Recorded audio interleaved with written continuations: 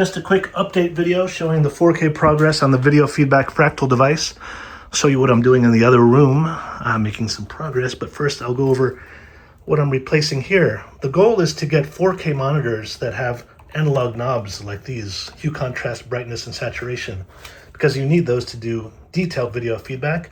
And these knobs control the HD screens that were in the monitor structures up here. Here's one of the old structures, and here are where the 4K screens will go. And if you have no idea what I'm talking about, like bonkers here, you can kind of drift off into a trance, or you can watch some more lighthearted videos. But it's integral to the creation of the fractals to be able to select input 1 or 2 for each one of the 4 monitors. And you do that on these HD monitors by pushing this input button. But I also have to replace each of these HD switchers with a 4K switcher. And I thought it was going to be really expensive because there are 4 of them and they don't make cheap little 4K switchers like they make these HD switchers. But each one of these has 2 inputs and 1 output. They're each triggered by a switch here, so you switch between input 1 or 2 or on the foot pedal. And you're kind of locked into which direction you're switching. 1 to 2, 1 to 2, or 2 to 1. Depends on how I have it wired, but you can't just change it easily. You can also go into a menu and change the sharpness for each of the monitors. And these switchers can do a chroma key or a luma key that's keying out a color like green, or luma key that's keying out something that's bright. And you have to go into a menu to change what kind of key you're doing.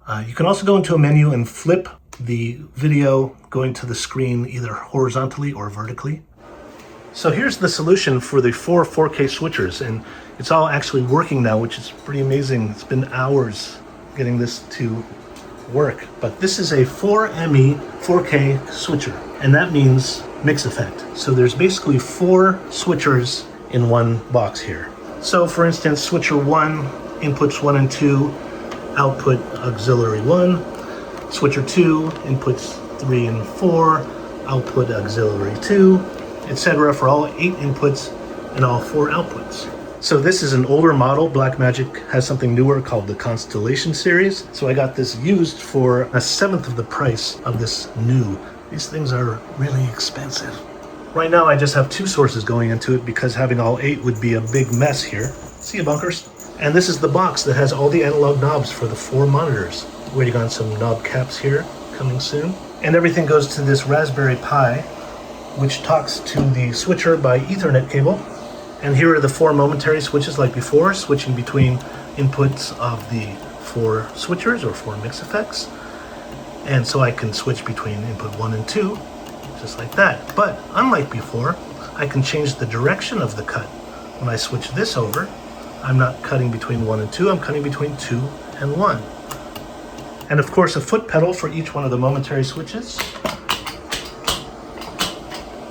just like pushing the switch. And this cutting behavior happens when this second switch is in the center position, but when you put this second switch up, you get the chroma key. And you can see I'm keying out that green square. When I push the momentary button, the key turns off. And this first switch no longer changes which cut direction you're going, but what is keyed over what? 1 over 2, 2 over 1. So if I change it now, I'm keying out this green square.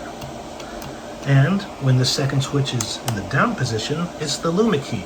These circles here are being keyed out.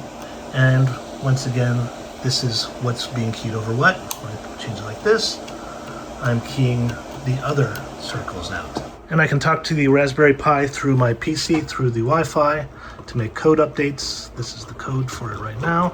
And if I want to make changes on the keyer, like the color of the chroma key or clip values of the key, there will be an Ethernet cable coming off the device. And you just go into here to the software and make those changes. The next step in the project will be the replicating of switching between inputs 1 or 2 on each one of the 4 monitors. And that doesn't need to be a clean switch like this, because it's not going to be happening live. So it doesn't need to have a fancy broadcast switcher. It can just be a regular 4x4 router. If there's a little glitch, it doesn't matter. That's what these wires are for, and that's what the 3rd row of switches are for. Each monitor you can select inputs 1 or 2. And these switches on the 4th row select either no flip in the center, horizontal flip, or vertical flip on each one. But you might be thinking, what's up with the knobs? Isn't that the most important part? Why are you messing around with all this stuff? Shouldn't you be doing the knobs? Yes, it is the most important part. That's what all these wires are for. And these do not go to the Raspberry Pi. They'll go to a little Arduino, a microcontroller. It's going to be one that's bigger than this, and that will go through this little doohickey to the video control board here to the 4K screen. And these truly are wafer thin. But the holdup is getting the 40-pin cable that goes from the video board to this screen. And you can't just get this on Amazon. Edge Electronics is having 4 made somewhere in China, and it has a 7 to 11 week lead time. They said it's probably closer to 7 weeks. So that's what I'm waiting for. But you got the hue, contrast, saturation, and brightness for the 4 monitors here. And the cool thing is, these move very smoothly, unlike the knobs on the HD monitors that have little clicks. Actually have 30 clicks. So it's kind of little discrete positions. So you kind of sometimes get stuck between 1 and 2 where you want to be in the middle. And the other knobs rotate forever, so you don't really know where you are on them. With these, you know exactly where you are, all the way up, all the way down, just by looking at it. This hue knob for all 4 monitors is hue when that switch is in the middle. When it's switched this way, this gets transformed to sharpness for all the monitors. So it's really just a setup thing. You set up each monitor what the sharpness you want.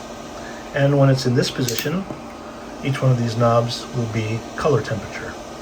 And it's also just 5 different things you can select. It's not something to be doing live, it's just to set each one up. And you switch this back, and it's hue again. That is if it all works. Stand by for 7 to 11 weeks. See you then.